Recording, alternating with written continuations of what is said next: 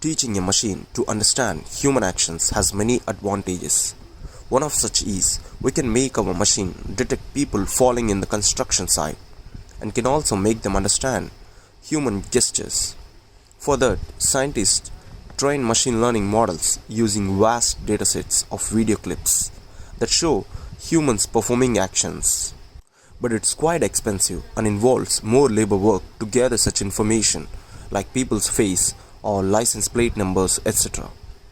Moreover, gathering such private information may also lead to violation of copyrights and data protection laws. For this reason, scientists are using synthetic data which are made by computer that uses 3D models of scenes, objects and humans to quickly produce many varying clips of specific actions. Due to this, there would be no fear of violating data protection laws and copyrights. But are synthetic data as good as the real data?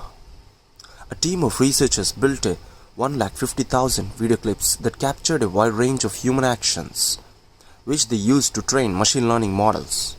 And then they showed these models 6 datasets of real-world videos to see how well they could learn to recognize actions in those clips. Researchers found that synthetically trained models performed even better than the models that trained on the real data for videos that have fewer background objects. There is a cost in creating an action in synthetic data, but once that's done, you can generate an unlimited number of images or videos by changing the pose, the lighting, etc. That's the beauty of the synthetic data. Scientists built a new dataset using 3 publicly available datasets of synthetic video clips that captured human actions. The dataset called Synthetic Action Pre-Training and Transfer, in shortly SYNAPT, contained 150 action categories with 1000 video clips per category.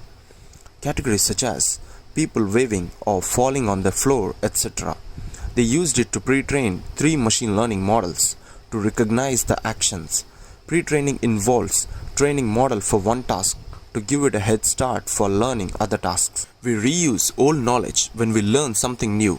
Similarly, the pre-trained model can use the parameters it has already learned, and using that knowledge, it learns the new thing with a new data set faster and more effectively. Researchers were surprised to see that all the 3 synthetic models outperformed models that trained with the real video clips on 4 of the 6 datasets. Their accuracy was the highest for the datasets that contained video clips with low scene object bias. Low scene object bias. It means that the model can't recognize the action by looking at the background or at the objects in the scene. It must focus on the action itself. For example, if the model is tasked with classifying diving poses in the video clips of the people diving into a swimming pool, it can't identify a pose by looking at the water or at the tiles on the wall. It must focus on the person's motion and position to classify the action. High scene object bias can actually act as an obstacle. The model might misclassify an action by looking at the object, not an action itself. It can confuse the model. In the videos with the low scene object bias, the temporal dynamics of the actions is more important than the appearance of the objects or the background, and that seems to be well captured with the synthetic data.